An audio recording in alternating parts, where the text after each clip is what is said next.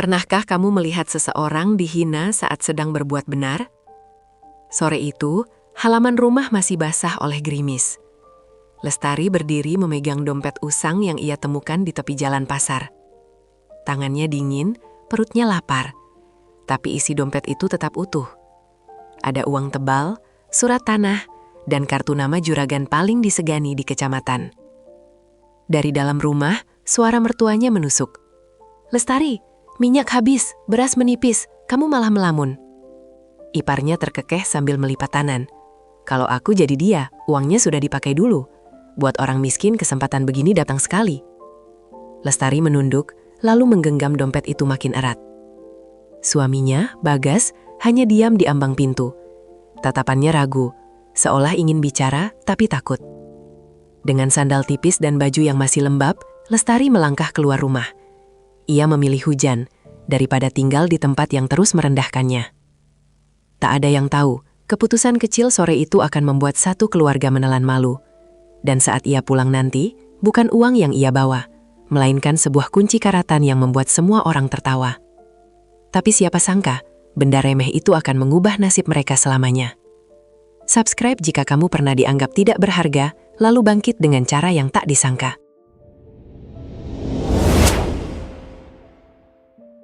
Pagi di rumah itu sebenarnya pernah terasa hangat. Saat baru menikah, Lestari datang membawa senyum dan kebiasaan rajin bekerja. Ia bangun sebelum subuh, menyapu teras, menanak nasi, lalu menjemur pakaian sambil bersenandung pelan. Bagas dulu sering memandanginya dari pintu dapur dengan senyum malu. "Kamu capek, Tari?" tanya Bagas sambil mengambil ember. "Kalau dikerjakan berdua, capeknya kecil," jawab Lestari, lalu tertawa ringan. Rumah kayu sederhana itu sempat dipenuhi harapan. Mereka menabung receh di kaleng biskuit, bermimpi punya warung kecil di depan rumah. Setiap malam, Lestari mencatat pengeluaran dengan rapi. Ia memang teliti, pandai menghitung, dan jarang mengeluh. Namun keadaan berubah ketika Bagas kehilangan pekerjaan di bengkel. Sejak itu, ibu Bagas mulai sering membandingkan Lestari dengan menantu lain yang membawa mobil dan perhiasan. Suasana rumah perlahan dingin. Meski begitu, Lestari tetap berusaha menjaga senyum. Ia menyuguhkan teh hangat setiap pagi, menyapa semua orang, seolah tak ada luka yang menumpuk di dada. Saat membersihkan rak tua di ruang tengah, ia menemukan kaleng tabungan mereka sudah kosong. Tutupnya terbuka sedikit. Lestari menoleh ke arah kamar iparnya yang tertutup rapat. Ia diam, tapi matanya mulai curiga. Sejak tabungan itu kosong, langkah Lestari menjadi lebih pelan. Ia tetap memasak seperti biasa, tetapi tangannya sering berhenti di atas wajan. Pikirannya penuh tanya, uang receh yang mereka kumpulkan sedikit demi sedikit tak mungkin hilang sendiri. Di meja makan, ibu mertua menyendok sayur tanpa menatapnya. Kalau perempuan pandai cari uang, rumah begini tidak akan seret. Iparnya, Nanik, mengusap gelang emas di tergelangan tangan lalu tersenyum tipis. "Makanya jangan cuma rajin nyapu." Bagas menggigit bibir. Ia ingin membela, namun selalu kalah oleh rasa sungkan pada ibunya. Lestari menarik napas panjang, lalu meletakkan piring di depan suaminya. "Makan dulu, Mas." Nada suaranya tenang, justru itu yang membuat Bagas makin malu. Siang harinya, Lestari pergi ke pasar membawa tas kain lama.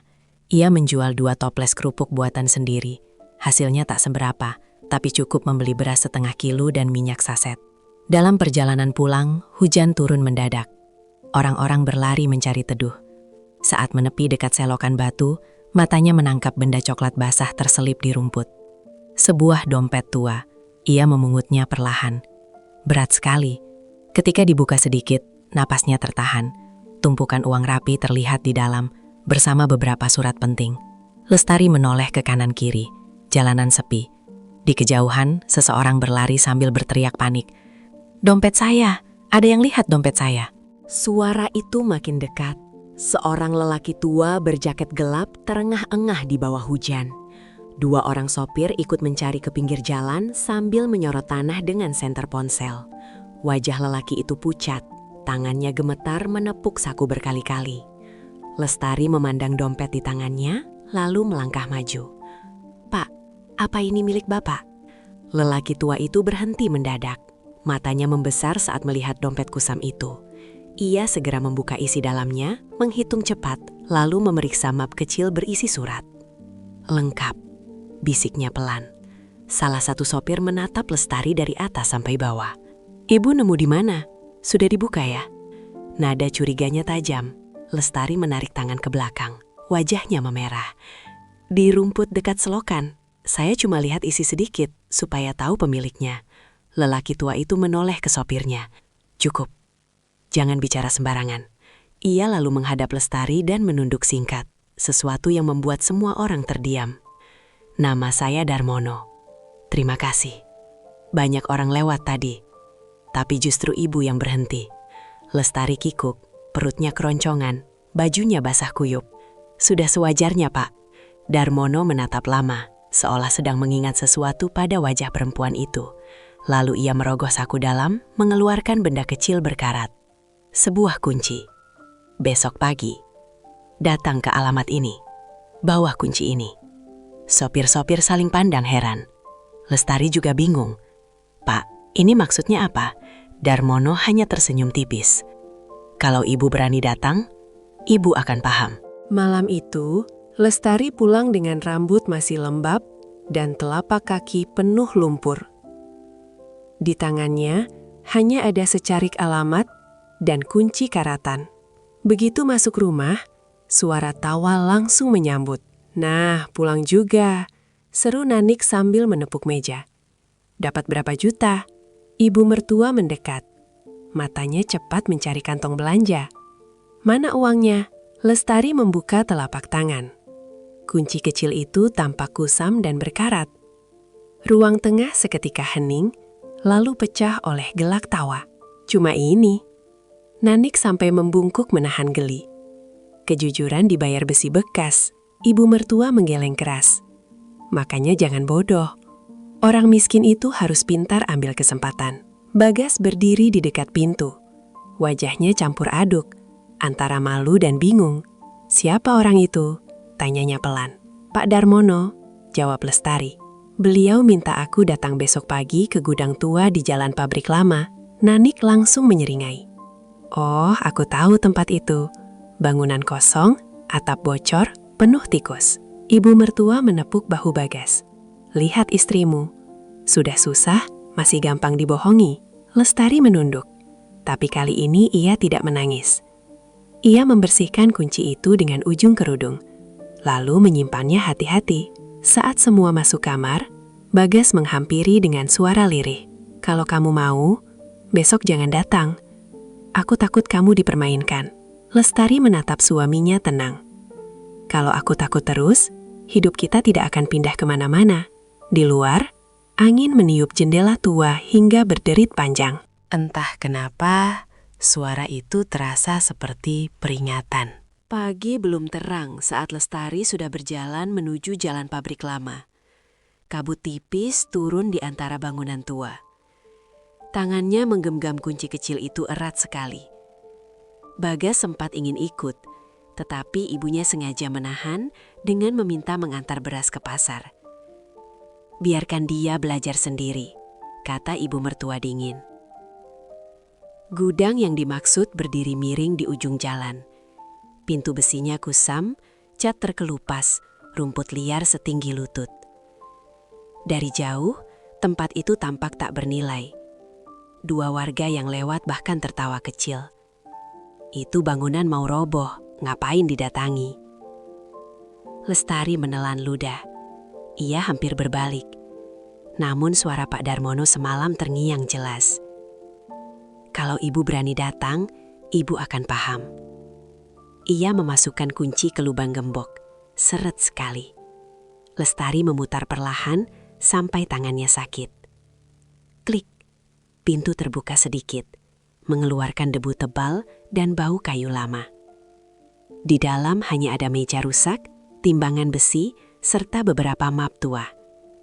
Tak ada emas, tak ada uang, tak ada apapun yang bisa menyelamatkan hidupnya. Lestari tersenyum pahit. Jadi benar, aku sedang dipermainkan. Saat ia hendak keluar, roda mobil berhenti di depan gudang. Pak Darmono turun bersama dua pria berpakaian rapi membawa map besar. Salah satunya memasang patok merah di tanah depan bangunan. Lestari bingung. "Pak, ini gudang kosong." Darmono menatap sekeliling lalu berkata tenang, "Bukan gudangnya yang berharga, Bu Lestari." Ia menunjuk jalan raya yang baru diaspal di depan sana. Tanah ini akan jadi pusat proyek terminal dan pertokoan kecamatan. Lestari membeku. Kunci karatan itu ternyata membuka sesuatu yang jauh lebih besar. Lestari masih berdiri kaku di ambang pintu gudang. Angin pagi meniup debu ke lantai semen retak. Kata-kata Pak Darmono belum selesai dicerna, tetapi dadanya sudah berdebar keras. "Saya tidak mengerti, Pak." Pria tua itu membuka map besar lalu menggelarnya di atas meja rusak. Ada gambar jalur jalan baru, area kios, dan cap pemerintah di beberapa lembar surat. 2 bulan lagi, pembangunan dimulai. Semua akses utama bertemu di sini. Salah satu pria rapi menambahkan sambil menunjuk peta. Harga tanah di sekitar titik ini sudah naik 3 kali lipat. Setelah proyek jalan, nilainya bisa jauh lebih tinggi. Lestari mundur selangkah. Tapi ini milik siapa? Pak Darmono mengeluarkan berkas lain. Di sana tertulis nama penerima hak kelola sementara. Masih kosong menunggu tanda tangan. Kalau ibu bersedia, tempat ini saya serahkan untuk ibu kelola. Lestari spontan menggeleng. Saya? Saya cuma ibu rumah tangga. Darmono tersenyum tipis. Itu justru sebabnya. Orang yang terbiasa mengatur rumah, biasanya paham mengatur usaha. Kalimat itu menusuk lembut. Tidak ada yang pernah memandang kemampuannya seperti itu. Namun sebelum ia menjawab, suara motor berhenti mendadak di luar. Nanik turun tergesa. Rupanya diam-diam mengikuti dari belakang. Matanya membelalak melihat peta dan para pria berseragam. "Lestari?" serunya keras. "Kamu bohong bilang cuma gudang tua." Ia langsung menoleh ke Pak Darmono dengan senyum manis yang dibuat-buat. "Pak, saya keluarga dekatnya." "Kalau urusan usaha, saya lebih berpengalaman." Lestari menatap iparnya lama. Untuk pertama kali, ia sadar orang yang menertawakan kunci itu kini datang berebut pintu yang sama. Nanik melangkah masuk tanpa izin. Sandalnya menghentak lantai berdebu. Tangannya cepat merapikan rambut. Wajah yang tadi sinis, kini berubah ramah. "Pak, saya sering jual beli online. Kalau kios dibangun, saya bisa bantu kelola. Lestari itu terlalu polos." Lestari menahan napas. Kata-kata itu bukan hal baru, tetapi kali ini terdengar lebih tajam. Pak Darmono tidak langsung menjawab. Ia justru memandang Lestari. "Ibu, menurutmu tempat ini sebaiknya jadi apa?" Pertanyaan sederhana itu membuat Nanik kesal. Ia menyela cepat. "Iya, pertokohan besar lah, Pak. Sewakan mahal, selesai." Lestari mengusap meja tua yang penuh debu. Ia melihat halaman depan cukup luas, dekat jalan raya, dan belakang gudang masih teduh. "Kalau saya," suaranya pelan namun mantap. "Bagian depan untuk kios kebutuhan harian, bagian samping untuk warung makan sopir. Belakang bisa gudang sembako. Orang lewat pasti butuh berhenti." Semua hening sesaat. Pria berpakaian rapi mencatat cepat. Pak Darmono tersenyum lebar. "Persis seperti hitungan tim saya." Wajah Nanik langsung berubah. Ia memaksakan tawa. "Itu kan ide biasa." Pak Darmono menatapnya tenang. Ide biasa sering tak terlihat oleh orang yang terlalu sibuk pamer. Nanik tersentak dan mundur setengah langkah. Namun saat suasana mulai memihak Lestari, seorang pegawai menyerahkan surat lain kepada Darmono. Begitu dibaca, wajah pria tua itu mendadak serius. Ada gugatan lama atas batas tanah sebelah timur. Lestari menegang. Kalau sengketa itu benar, seluruh rencana bisa berhenti sebelum dimulai. Dan orang pertama yang tersenyum tipis justru Nanik. Nanik menutup mulut pura-pura kaget, tetapi matanya berbinar. Ia melangkah mendekat sambil melirik Lestari. "Waduh, kalau sengketa tanah begini bahaya, Pak. Bisa habis biaya, habis waktu." Ia lalu menoleh pada Lestari dengan senyum tipis. "Orang yang tak paham hukum, sebaiknya jangan pegang urusan besar." Lestari mengepalkan tangan di balik punggung. Kalimat itu menusuk, namun ia memilih diam. Pak Darmono membuka surat lama itu di atas meja. Garis batas tanah tampak kabur karena tinta memudar. Masalah ini muncul dari arsip lama, katanya pelan. Kalau tak selesai, izin bangunan tertunda. Nanik cepat menyambar kesempatan. Pak, serahkan saja ke saya. Suami saya kenal orang kantor. Lestari menatap lembar surat itu lebih dekat. Matanya bergerak dari peta ke halaman gudang, lalu ke dinding samping yang retak. Ia seperti mengingat sesuatu. Pak, boleh saya lihat sisi timur gudang? Semua menoleh heran. Mereka berjalan ke belakang bangunan. Rumput liar menutupi sebagian batu pondasi. Lestari jongkok, menyingkirkan ilalang dengan tangan kosong. Kukunya kotor, tapi tatapannya fokus. Di bawah semak, muncul patok batu tua dengan ukiran angka samar. Pria berpakaian rapi membungkuk kaget. Ini tanda batas asli zaman dulu. Nanik terdiam. Pak Darmono menghela napas lega. Lestari berdiri sambil membersihkan tangan. Dulu ayah saya sering bilang, patok lama biasanya ditanam lebih dalam, supaya tidak mudah dipindah. Pak Darmono menatapnya tajam, seperti menemukan potongan ingatan yang hilang. Ayahmu Pernah kerja ukur tanah? Lestari mengangguk pelan. Wajah Pak Darmono berubah. Ia seperti mengenali nama yang selama ini dicari. Pak Darmono meminta semua kembali ke dalam gudang. Langkahnya lebih cepat dari tadi. Ia duduk di kursi kayu tua, lalu menatap Lestari tanpa berkedip, seolah ada jawaban besar di depan matanya. Siapa nama ayahmu? Tanyanya pelan. Lestari ragu sejenak. Pak Wirasana. Nama itu membuat tangan Darmono gemetar. Ia memegang tepi meja kuat-kuat. Salah satu pegawai buru-buru mendekat, tetapi ia memberi isyarat agar mundur. Wirasana, ulangnya lirih. Orang itu sudah lama sekali saya cari. Nanik memutar mata, menganggap semua itu drama baru. Pak Darmono bangkit, berjalan ke jendela pecah, lalu menatap jalan raya. 30 tahun lalu saya bukan siapa-siapa. Saya cuma pedagang kecil, dikejar utang, hampir kehilangan tanah pertama saya. Ia menelan napas panjang. Saat semua orang menjauh, ayahmu datang membawa makanan dan membantu mengukur batas lahan supaya saya tidak ditipu pembeli. Lestari terpaku. Ia hampir tak pernah mendengar kisah itu. Ayahnya meninggal saat ia masih muda. Beliau menolak dibayar, lanjut Darmono. Katanya, kalau usaha ini jadi, bantu orang lain saat kamu mampu. Suasana mendadak sunyi, bahkan Nanik tak lagi menyela. Tapi apa hubungannya dengan saya, Pak? Tanya Lestari lirih. Darmono menoleh perlahan. Sejak berhasil, saya mencari keluarganya. Berkali-kali gagal. Kemarin, dompet itu sengaja saya bawa saat survei. Lestari mengernyit. Sengaja? Ya, saya ingin melihat apakah darah orang baik itu masih mewariskan kejujuran. Nanik tersedak kecil. Lestari sendiri membeku. Dompet yang ia kira kebetulan, ternyata ujian. Dan seseorang di rumah akan sangat marah saat mendengar semua ini.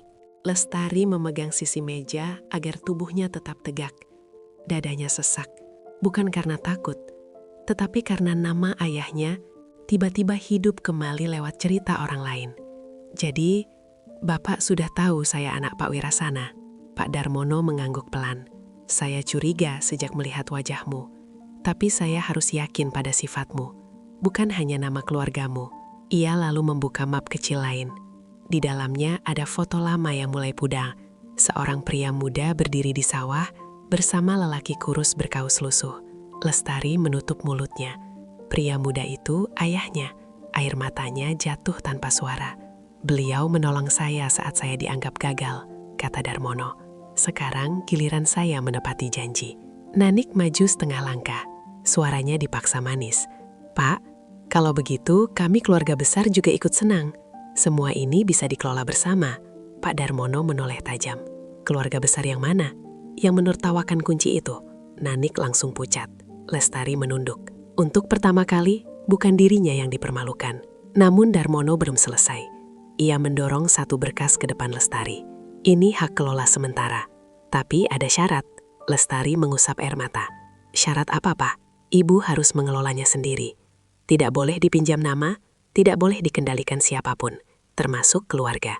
Bagas yang baru datang di pintu gudang terdiam mendengar kalimat itu. Rupanya ia menyusul setelah mendengar kabar dari warga. Ia menatap istrinya, lalu menatap ibunya yang berdiri di belakang. Kini Lestari harus memilih. Menyelamatkan semua orang atau menyelamatkan dirinya sendiri dulu? Bagas masuk perlahan dengan napas tersengal. Bajunya masih berdebu karena terburu-buru dari pasar.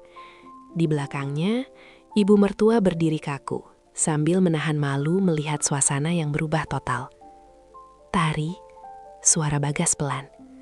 "Aku baru tahu semuanya." Lestari menatap suaminya sebentar, lalu kembali melihat berkas di meja. Tangannya belum menyentuh kertas itu. Ibu mertua mencoba tersenyum, meski bibirnya gemetar. "Ya sudah, kalau memang rezeki keluarga, kita syukuri bersama." Kalimat itu terdengar manis, tapi terlalu terlambat. Pak Darmono menyesap teh yang baru dibawakan pegawai, lalu berkata tenang. "Rezeki sering datang diam-diam, yang berisik biasanya cuma orang yang ingin ikut menikmati." Ruangan kembali hening. Bagas menunduk dalam. Wajahnya penuh sesal. "Maafkan aku, Tari. Aku sering diam saat kamu dihina." Lestari menarik kursi kayu dan duduk perlahan. Untuk pertama kali, semua orang menunggu jawabannya. "Diam itu juga pilihan, Mas." Bagas tak mampu membalas. Kata-kata itu lebih tajam dari teriakan. Namun Lestari belum menolak, juga belum menerima. Ia membuka berkas, membaca tiap halaman dengan teliti. Kebiasaannya mencatat pengeluaran kini berguna untuk membaca angka sewa, pajak, dan biaya perbaikan. Pak Darmono memperhatikan sambil tersenyum puas. Ibu mertua berbisik pada Bagas, "Bujuk dia pulang, jangan sampai kita ditinggal." Lestari mendengarnya jelas. Ia menutup berkas pelan. "Aku akan terima, Pak. Tapi mulai hari ini, semua urusan memakai aturan." Ibu mertua terkejut. Aturan seperti apa? Dan siapa yang pertama kali akan merasakan akibat sikap lama mereka? Lestari berdiri, merapikan ujung kerudung, lalu menatap keluarganya satu persatu. Suaranya tenang, namun setiap kata terasa berat. "Selama ini saya tinggal di rumah dengan banyak aturan. Sekarang giliran saya membuat aturan untuk hidup saya sendiri." Ibu mertua tersinggung. "Kamu bicara begitu pada orang tua?" Lestari tidak membentak. Ia justru menuang teh ke cangkir retak di meja gudang, lalu mendorongnya pelan ke arah ibu mertua. "Saya bicara sambil tetap hormat, Bu. Itu beda." Pak Darmono mengamati tanpa menyelah. Lestari membuka catatan kecil dari tas kainnya. Di dalamnya ada daftar kebutuhan rumah, utang warung, dan pengeluaran bulanan yang selama ini ia simpan sendiri. "Mulai sekarang, saya bantu yang jelas kebutuhannya, bukan yang suka merendahkan. Semua pinjaman dicatat, semua kerja dibayar sesuai tenaga." Nanik tertawa pendek. "Wah, baru pegang kertas sudah sok jadi bos." Lestari menoleh padanya. "Kak Nanik, minggu lalu kamu pinjam uang belanja 200.000 dan bilang besok kembali. Sampai hari ini belum." Wajah Nanik seketika merah. Bagas menahan apas. Ibu mertua melirik putrinya dengan kaget. "Itu cuma telat." Lestari mengangguk. "Makanya saya suka catat." Ruangan senyap. Selama ini mereka mengira Lestari hanya diam dan pasrah. Ternyata ia melihat semuanya. Pak Darmono tersenyum lebar. Orang teliti lebih berbahaya daripada orang yang suka bicara besar.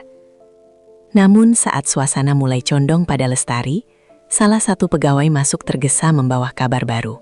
"Pak, ada surat dari pengembang. Mereka ingin membeli lahan ini hari ini juga." Semua mata langsung menuju Lestari. Keputusan berikutnya bisa mengubah hidup atau menghancurkan segalanya. Pegawai itu menyerahkan amplop tebal berlogo perusahaan besar. Pak Darmono membukanya, lalu meletakkan surat penawaran di meja. Nilainya membuat Bagas spontan menelan ludah. Bahkan Nanik sampai maju 2 langkah. "Sebesar itu?" bisiknya tak percaya. Ibu mertua langsung menatap Lestari dengan wajah yang tiba-tiba ramah. "Nak, kalau dijual sekarang juga bagus. Uangnya aman, hidup kita tenang." Nanik cepat menimpali. "Iya, daripada repot bangun usaha. Uang tunai paling enak." Lestari membaca angka itu lama. Jumlahnya memang besar. Cukup membeli rumah baru, kendaraan, bahkan membuka toko kecil tanpa resiko. Tangannya sempat bergetar. Ia perempuan yang bertahun-tahun hidup serba kurang. Tawaran seperti ini bisa menghapus banyak luka sekaligus. Bagas mendekat pelan. Kalau kamu capek, jual saja. Aku ikut keputusanmu. Pak Darmono justru diam.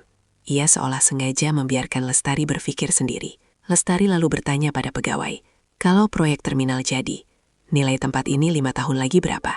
Pria itu ragu, lalu menjawab jujur, bisa berkali-kali lipat. Nanik langsung memotong, itu kalau jadi.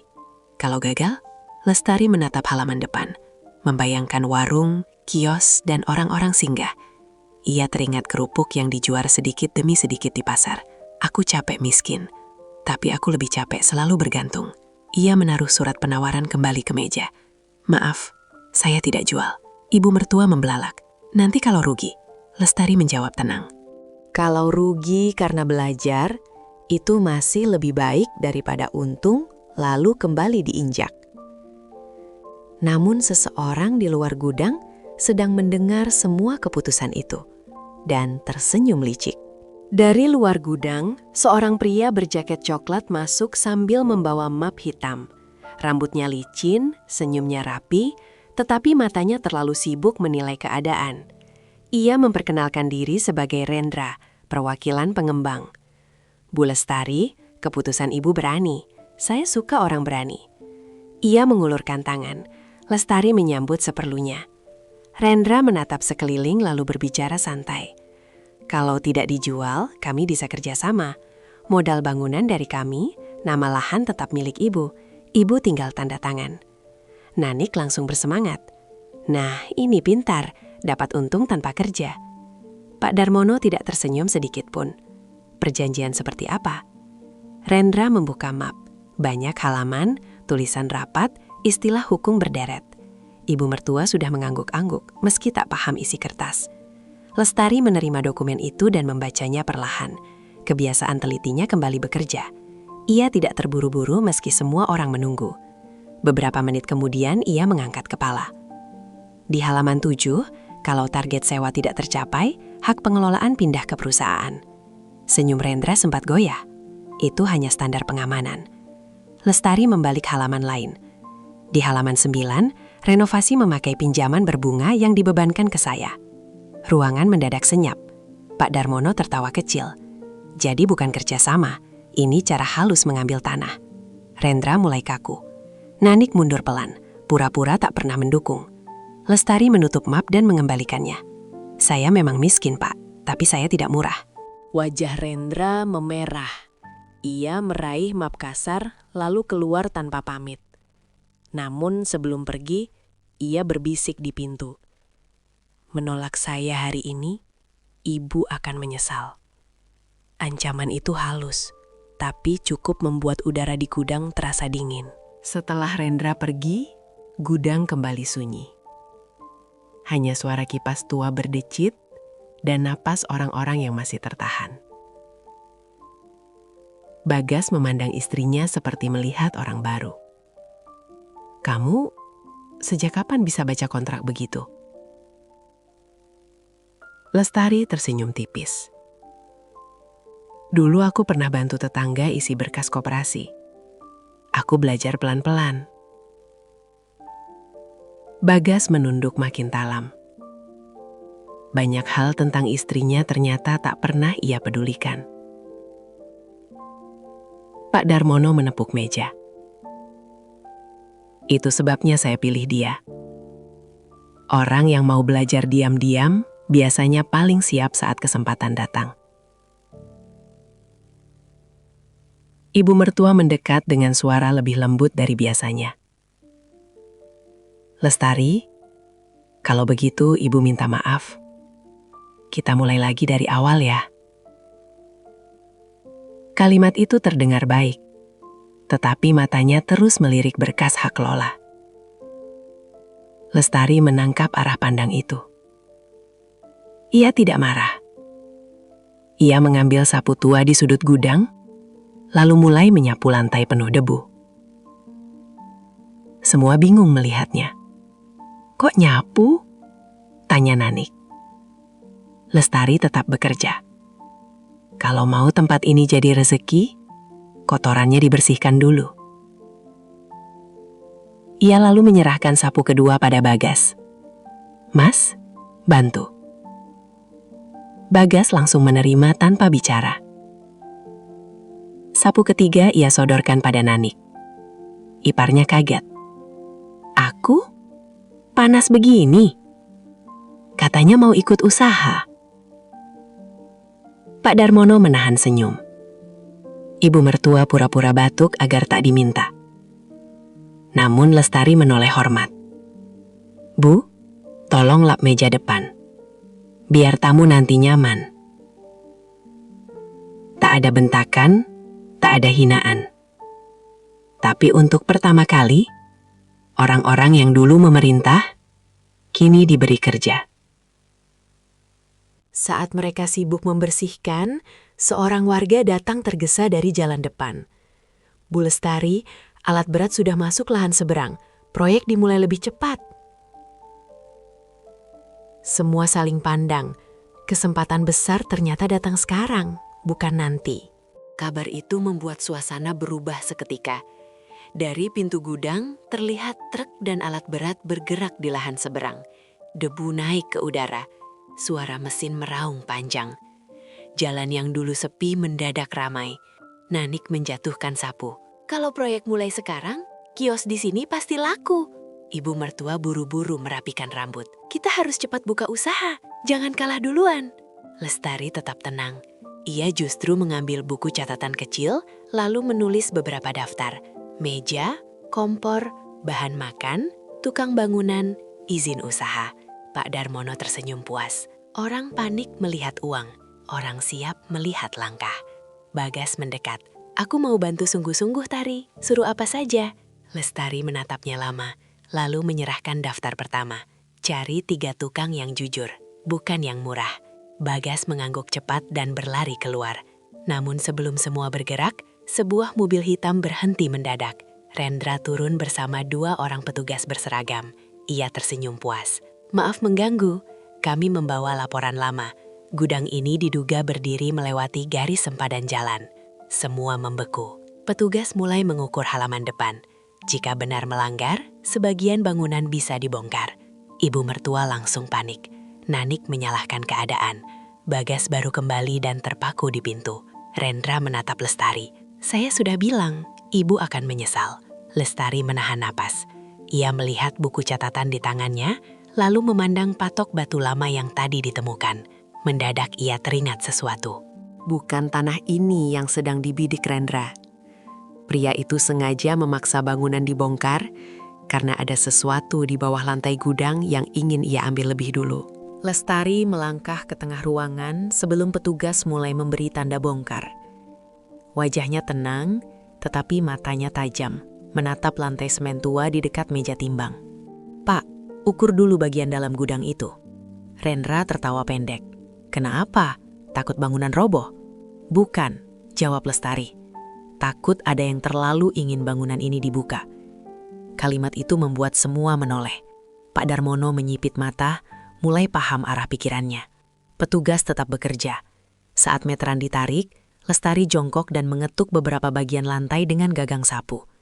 Suara di sisi kiri padat. Namun di dekat meja timbang, bunyinya kosong. Tok, tok, tong. Rendra mendadak tegang. Itu tidak penting, katanya cepat. Justru karena reaksinya, semua makin curiga. Pak Darmono memerintah tukang yang lewat di luar untuk membawa linggis.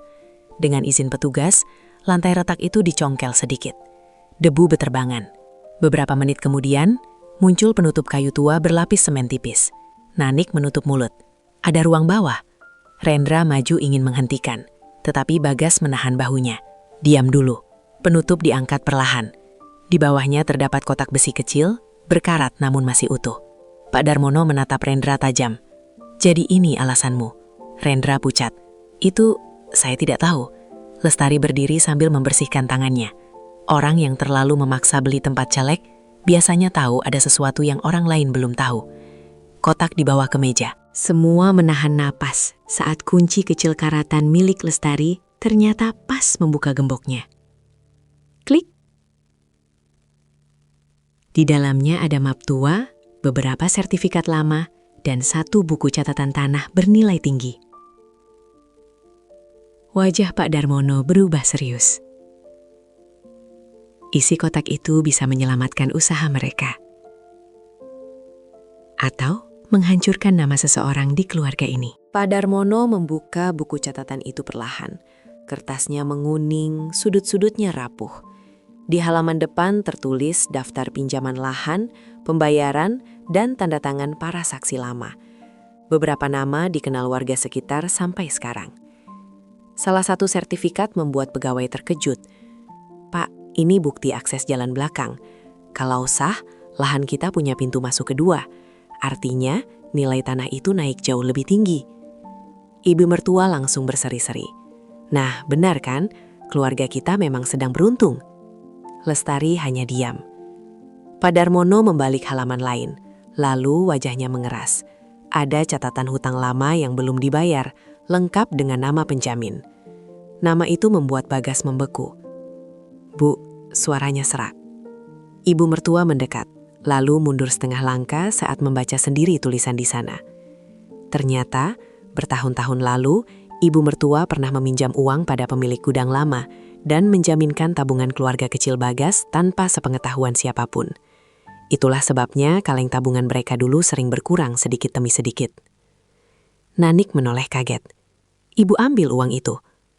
Wajah sang ibu runtuh. "Aku cuma mau menutup cicilan lama. Kalau tidak, rumah kita dulu disita." Bagas memejamkan mata. Selama ini ia curiga pada Lestari yang boros, bahkan sempat marah diam-diam karena tabungan hilang. Lestari menatap mertuanya tenang. Rasa sakit lama tiba-tiba menemukan asalnya. Pak Darmono menutup buku. Jadi yang mencuri ketenangan rumah ini bukan kemiskinan. Tak ada yang berani menyelah. Ibu mertua menangis pelan. Untuk pertama kali, orang yang paling keras bicara justru paling banyak menyimpan takut. Dan Lestari kini memegang kebenaran yang bisa membalas semua hinaan. Jika ia mau. Ibu mertua duduk di kursi kayu. Bahunya turun seperti kehilangan tenaga. Tangannya gemetar menutup wajah. Tangisnya kecil, namun cukup membuat ruangan terasa sesak. "Aku malu," bisiknya. "Aku takut kalian tahu." Bagas berdiri kaku. Luka lama, rasa gagal, dan kemarahan bercampur di wajahnya. "Jadi selama ini Tari yang kamu salahkan, padahal ibu sendiri yang ambil tabungan kami." Tak ada jawaban, hanya isak pelan. Nanik ikut terdiam. Untuk pertama kali ia tak punya kalimat sindiran. Lestari melangkah mendekat. Semua mengira ia akan membalas. Bahkan Rendra yang masih diawasi petugas ikut menunggu. Namun Lestari hanya mengambil gelas, menuang air hangat, lalu meletakkannya di depan ibu mertua. "Minum dulu, Bu." Ibu mertua menatap tak percaya. "Kamu tidak marah?" Lestari duduk di kursi seberang. "Saya marah, sangat marah, tapi marah tidak akan mengembalikan tahun-tahun yang hilang." Kalimat itu membuat Bagas menunduk. Ia sadar dirinya juga bagian dari tahun-tahun itu. Lestari lalu membuka buku catatan kecilnya. Mulai hari ini, semuanya jelas. Utang lama dicatat, pengeluaran rumah dicatat. Tidak ada lagi tuduhan tanpa bukti. Nada suaranya lembut, tetapi tak bisa dibantah. Pak Darmono tersenyum bangga. Itu hukuman paling adil. Orang yang hidup dalam rahasia, kini harus hidup dalam keterbukaan. Ibu mertua menangis lebih keras, bukan karena dimarahi, melainkan karena diperlakukan baik saat pantas dipersalahkan. Namun masalah belum selesai. Petugas menyerahkan surat baru kepada Lestari. Untuk membuka akses jalan kedua, ada biaya legalisasi besar yang harus dibayar dalam waktu dekat. Kesempatan emas itu ternyata masih menuntut pengorbanan. Lestari menerima surat itu dan membacanya sampai akhir. Nilai biaya legalisasi tidak kecil. Jika terlambat dibayar, akses jalan belakang bisa jatuh ke pihak lain yang lebih dulu mengurus. Kesempatan besar bisa lepas hanya karena waktu.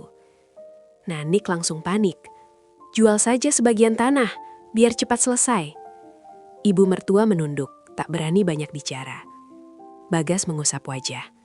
"Tabungan kita tidak cukup. Kalau pinjam bank, prosesnya lama. Semua orang bicara soal uang. Lestari justru menatap halaman gudang yang penuh debu dan lalu lalang pekerja proyek di seberang jalan. Ia melihat sesuatu yang lain. Kita butuh uang cepat, bukan uang mudah. Pak Darmono tersenyum tipis. Itu beda yang jarang dipahami orang. Lestari membuka buku catatan dan mulai menulis cepat. Depan gudang kita buka warung sementara hari ini. Pekerja proyek butuh makan, kopi, air minum. Sampingnya sewa tempat parkir motor. Bagian dalam jual perlengkapan kerja sederhana. Nanik terangga. Hari ini, pakai apa? Lestari menoleh tenang. Pakai yang ada dulu. Kompor bekas di rumah, meja kayu gudang, kursi pinjam tetangga. Malu belakangan. Bagas spontan tertawa kecil untuk pertama kali sejak lama. Itu baru istriku. Ibu mertua mengangkat kepala perlahan. Aku bisa masak nasi bungkus. Semua menoleh, suaranya pelan, penuh rasa bersalah. Lestari mengangguk. Kalau ibu mau kerja, silahkan. Bukan dihukum keluar rumah, bukan dibalas kasar, justru diberi kesempatan menebus diri lewat kerja nyata. Pak Darmono menepuk meja. Mulai sekarang, namun dari ujung jalan, mobil hitam Rendra belum pergi. Ia menatap gudang itu sambil menelpon seseorang. Ia rupanya belum menyerah. Sejak siang itu, gudang tua berubah seperti sarang semut. Bagas dan 2 tukang memindahkan papan bekas menjadi meja panjang. Nanik, yang biasanya menjaga kuku, terpaksa menyapu halaman sambil manyun. Ibu mertua duduk di belakang kompor pinjaman, membungkus nasi dengan tangan gemetar namun cekatan. Lestari berdiri di depan, menyambut para pekerja proyek yang mulai berdatangan. Silahkan Pak, nasi hangat, kopi panas, air dingin ada. Dalam 2 jam, dagangan pertama habis. Uang receh menumpuk di kaleng bekas biskuit. Bagas menatap isi kaleng itu lama, lalu tersenyum haru. Dulu kita menabung receh, sekarang receh datang sendiri. Lestari membalas singkat, karena sekarang recehnya dicari. Suasana mulai hidup. Beberapa sopir meminta tempat istirahat, pekerja lain memesan rokok dan sandal kerja. Gudang yang kemarin ditertawakan, kini ramai suara orang. Namun menjelang sore, seorang pria bertubuh besar turun dari mobil hitam. Ia membawa surat dan memasang papan kecil di depan halaman. Lahan dalam sengketa, dilarang digunakan untuk usaha. Pekerja langsung saling pandang, beberapa mundur ragu. Rendra keluar dari mobil sambil tersenyum tipis. Saya cuma mengikuti prosedur. Nanik panik. Kalau begini pelanggan kabur. Bagas maju emosi, tetapi Lestari menahan lengannya. Ia berjalan ke papan itu, membacanya tenang, lalu menatap Rendra. Kalau prosedur, mari kita pakai prosedur. Ia masuk ke gudang, mengambil map dari kotak besi lama, lalu keluar lagi dengan langkah mantap. Pak Darmono ikut berdiri di sampingnya. Rendra masih tersenyum. Ia belum tahu. 1 lembar kertas di tangan Lestari bisa membalik permainan sore itu. Lestari membuka map itu di atas kap mobil hitam Rendra. Angin sore membalik sudut kertas, namun tangannya menahan dengan mantap. Ia mengeluarkan surat lama yang tadi ditemukan dalam kotak besi. Ini izin usaha sementara dan hak akses dagang untuk area gudang, ditandatangani pemilik lama dan kepala desa waktu itu. Rendra tertawa meremehkan. Kertas tua begini mau dipakai. Pak Darmono maju setengah langkah. Nomor registrasinya masih bisa dicek. Saya sudah hubungi kantor kecamatan. Tak lama kemudian motor dinas berhenti di depan gudang. Seorang pegawai kecamatan turun membawa map baru. Wajah Rendra langsung berubah. Pegawai itu memeriksa surat lama, lalu mengangguk.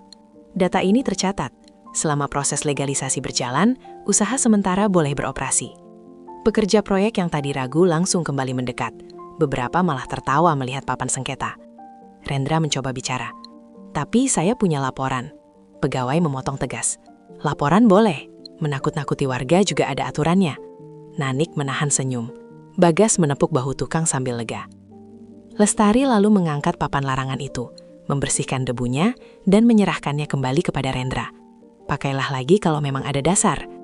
Nada suaranya halus, tapi membuat wajah pria itu merah padam. Ibu mertua menatap menantunya lama. Mungkin baru hari itu ia sadar, ketenangan bisa lebih kuat dari teriakan. Warung kembali ramai, uang masuk lebih cepat dari dugaan. Namun saat menghitung hasil hari pertama, Pak Darmono berbisik pada Lestari. Besok ada lelang kios permanen di area terminal baru. Kalau kita menang 1 unit, usaha ini naik kelas. Lestari menatap tumpukan uang receh di kaleng. Jumlahnya masih kurang jauh. Kesempatan besar datang lagi dengan waktu yang sangat sempit. Malam turun, tetapi lampu di gudang tetap menyala. Lestari, Bagas, dan Pak Darmono menghitung uang hasil jualan di meja kayu. Receh, lembar kecil, dan catatan utang pelanggan ditata rapi. Jumlahnya lumayan, namun masih jauh dari syarat ikut lelang kios permanen besok pagi. Bagas menghela napas panjang. Kalau kurang begini, kita lewatkan saja. Pak Darmono menggeleng. Kesempatan tidak selalu datang 2 kali. Ibu mertua yang sejak tadi membungkus sisa nasi mendekat pelan.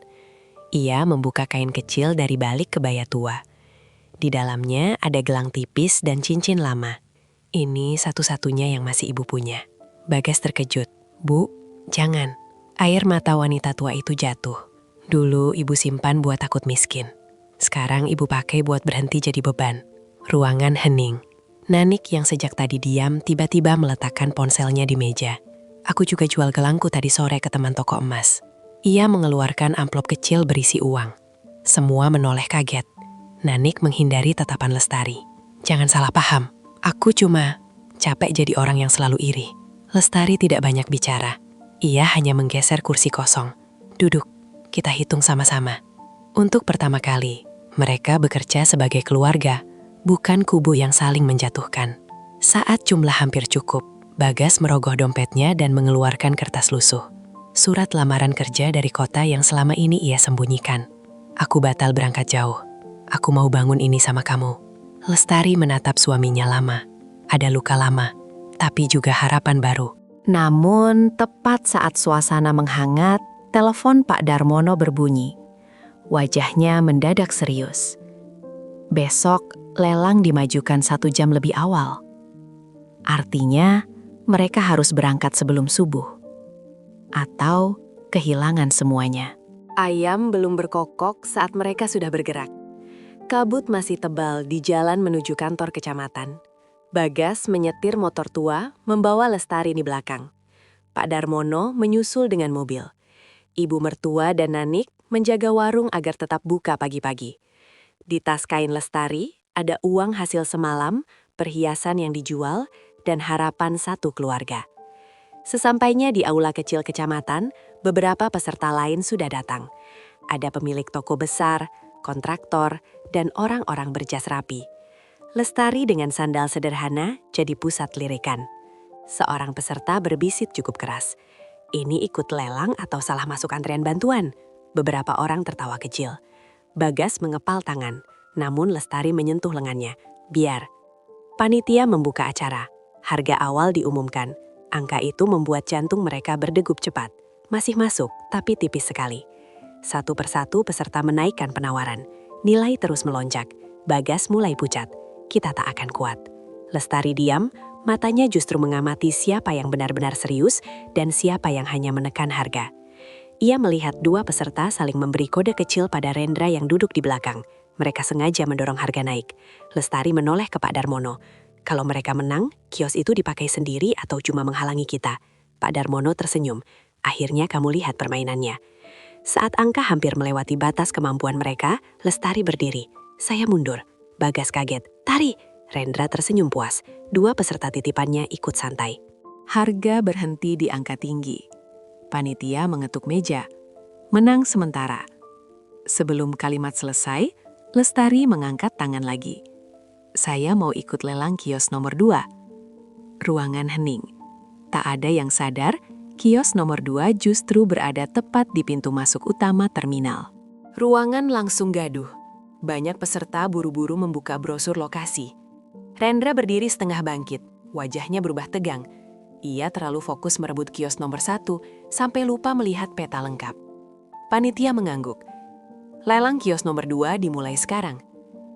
Harga awal lebih rendah karena ukurannya sedikit kecil, namun letaknya tepat di jalur penumpang turun dan dekat area parkir. Orang yang paham arus pembeli pasti tahu nilainya.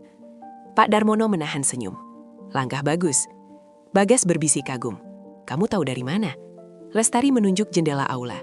Dari sana terlihat arah jalan masuk bus dan tempat orang pertama kali berjalan. Orang lapar beli yang paling dekat. Penawaran dimulai. Dua peserta titipan Rendra terlambat bergerak karena masih sibuk dengan kios pertama. Saat mereka sadar, harga sudah naik mendekati batas. Lestari tetap tenang. Ia hanya menaikkan angka saat perlu, tidak terbawa emosi. Kebiasaan mengatur belanja rumah membuatnya paham batas. Akhirnya palu diketuk. Kios nomor 2 dimenangkan Ibu Lestari. Bagas spontan memeluk istrinya. Air matanya jatuh tanpa malu. Pak Darmono tertawa lega. Rendra menghantam meja pelan karena kesal. Namun kemenangan itu belum selesai. Saat panitia menyerahkan berkas, seorang pegawai berlari masuk. Maaf, ada revisi tata letak terminal. Semua terdiam. Jika pintu masuk dipindah, nilai kios nomor 2 bisa turun drastis. Wajah Bagas langsung pucat kembali. Rendra justru tersenyum lebar. Lestari menarik nafas panjang. Apakah kecerdasannya barusan berubah jadi kesalahan besar? Panitia membuka peta baru, lalu meletakkannya di meja. Semua mata menatap garis merah yang baru digambar. Nasib kios itu berubah dalam hitungan detik. Panitia menunjuk garis merah di peta baru. Jalur bus antar kota dipindah sedikit ke sisi timur agar tidak macet. Semua peserta menahan napas, menunggu dampaknya. Lalu pegawai itu berkata, pintu masuk penumpang tetap di depan kios nomor 2. Bahkan area tunggu dipusatkan di sampingnya. Ruangan langsung riuh. Wajah Rendra jatuh seketika. Kios yang ia abaikan justru makin strategis. Bagas menutup wajah sambil tertawa lega. Hampir copot jantungku. Pak Darmono menepuk bahunya. Itu baru pemanasan. Panitia menyerahkan berkas resmi. Lestari menandatangani dengan tangan sedikit gemetar. Bukan karena takut, tetapi karena ia sadar hidupnya benar-benar berubah oleh keputusan-keputusan berani. Saat keluar aula, beberapa peserta yang tadi meremehkan kini menyapa ramah. Bu, kalau nanti mau kerja sama, hubungi saya. Lestari hanya tersenyum sopan. Di halaman, Rendra menghampiri terakhir kali. Ibu menang hari ini, tapi usaha tidak semudah menang lelang. Lestari menatapnya tenang. Benar, karena itu saya belajar kerja, bukan belajar menjatuhkan orang. Rendra pergi tanpa balas kata. Sesampainya di gudang, warung pagi mereka sudah penuh pelanggan. Ibu mertua sibuk membungkus nasi, Nanik melayani minuman. Keduanya bergerak tanpa banyak bicara. Tidak ada lagi gengsi tersisa. Lestari melihat kaleng biskuit lama di meja kasir. Kini isinya penuh. Ia menyerahkannya pada Bagas. Simpan. Tapi kali ini jangan cuma menabung uang. Apalagi? Tanya Bagas. Keberanian. Semua tersenyum. Namun, satu langkah terakhir masih menunggu. Malam nanti, Lestari harus memutuskan apakah keluarga ini tetap tinggal serumah atau berdiri dengan batas baru yang sehat.